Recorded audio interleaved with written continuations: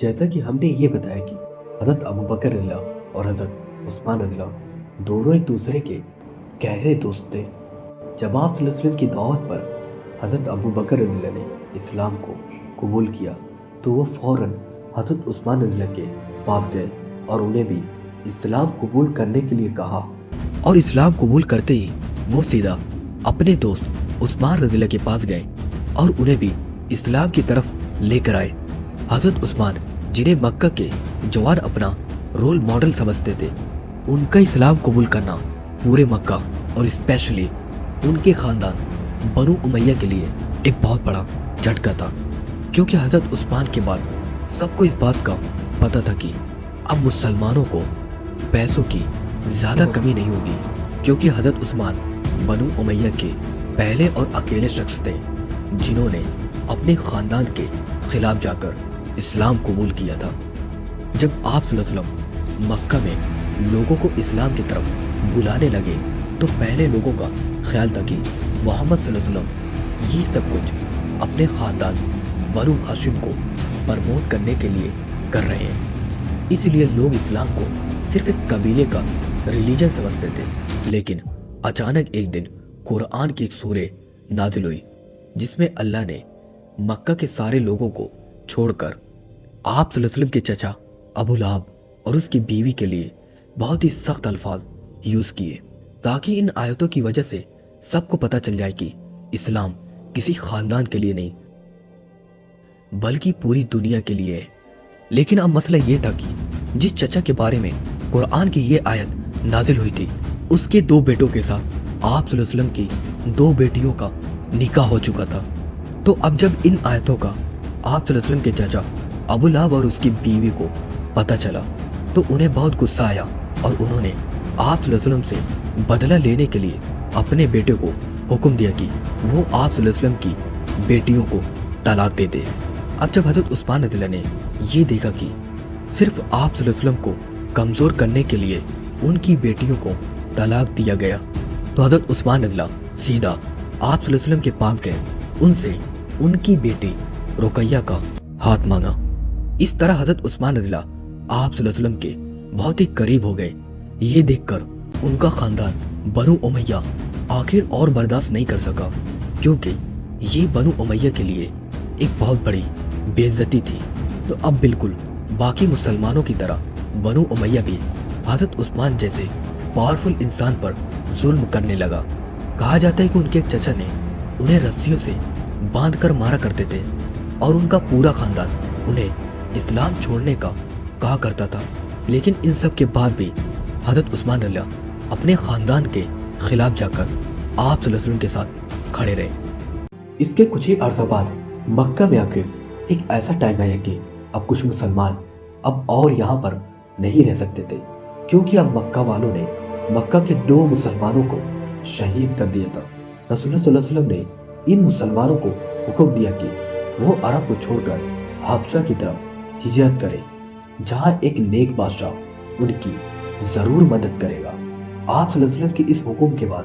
حضرت عثمان رضی اللہ اپنی بیوی رقیہ اور کچھ اور مسلمانوں کے ساتھ عرب کو چھوڑ کر ایتھوپیا مطلب حبشہ کی طرف چلے گئے، اور وہاں جا کر اگین حضرت عثمان رضی اللہ نے اپنے بزنس کی نالج کو یوز کر کے ایک نیا بزنس اسٹیبلش کیا۔ اب جب حضرت عثمان رضی اللہ یہاں حبشہ میں تھے، وہاں مکہ والوں نے آپ صلی اللہ علیہ وسلم اور ان کے خاندان کا بائیکاٹ کر کے ان پر بہت ظلم کیا۔ لیکن اب حضرت عثمان رضی اللہ مکہ سے بہت دور ہونے کی وجہ سے آپ صلی اللہ علیہ وسلم کی مدد نہیں کر سکے۔ 4 سال حبشہ میں گزارنے کے بعد اچانک حبشہ میں ایک افواہ پھیلی کہ مکہ کے سارے لوگ اسلام قبول کر چکے ہیں۔ یہ سن کر حضرت عثمان رضی اللہ اور باقی مسلمان حبشہ چھوڑ کر واپس مکہ کی طرف آئے، لیکن یہاں آ کر انہوں نے دیکھا کہ یہاں سب کچھ بالکل جھوٹ تھا۔ لیکن اب مکہ سے واپس جانے کے بجائے آپ صلی اللہ علیہ وسلم نے مسلمانوں کو مدینہ کی طرف ہجرت کرنے کے لیے کہا۔ اب مدینہ مکہ سے بالکل اپوزٹ ایک بہت ہی غریب علاقہ تھا، اور وہاں پر مسلمانوں کے حالات اتنے خراب تھے کہ انہیں پینے کے لیے پانی بھی اویلیبل نہیں تھا۔ یہ دیکھ کر رسول اللہ صلی اللہ علیہ وسلم نے مدینہ کے سارے مسلمانوں کو जमा किया और उनसे कहा कि जो भी मुसलमान उस यहूदी से ये कुआं बेरे रूमा खरीद कर मुसलमानों के लिए खोल देगा उसकी जगह जन्नत में होगी। अब मदीना में ऑफ कोर्स कोई भी ऐसा नहीं था जो इतने सख्त हालात में इस कुएं को अफोर्ड कर सकता हो, लेकिन सिर्फ एक शख्स ऐसा था जिसका बिजनेस शाम, यमन और अब हबशा तक फैला हुआ था। हज़रत उस्मान रज़ियल्लाहु सीधा उस यहूदी के पास गए, लेकिन उस यहूदी ने कहा कि मैं ये कुआं नहीं बेचना चाहता, क्योंकि इस कुएं के पानी पर उस यहूदी ने टैक्स लगाया था और इस पानी को बहुत ही महंगा बेचता था। तो हज़रत उस्मान रज़ियल्लाहु ने उस यहूदी से एक डील की और उससे आधा कुआं खरीदा।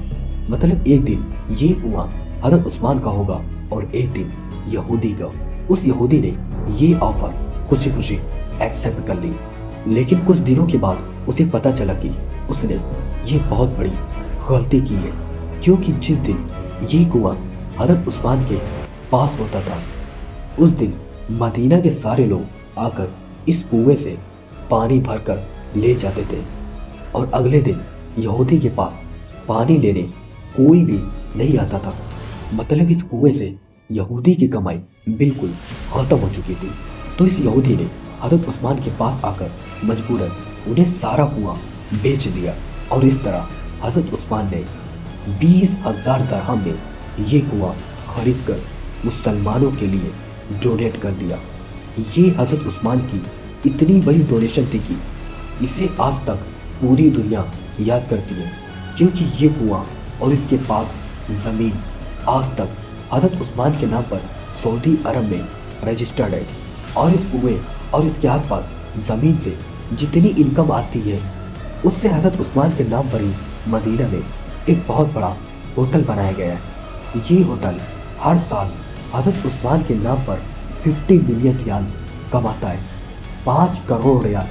जो ऑलमोस्ट 400 करोड़ रुपए बनते हैं, जिसे पूरा का पूरा गरीबों में तकसीम कर दिया जाता है। मतलब हज़रत उस्मान वाहिद सहाबी हैं जिनके नाम से आज तक अल्लाह की राह में करोड़ों रुपए दिए जाते हैं।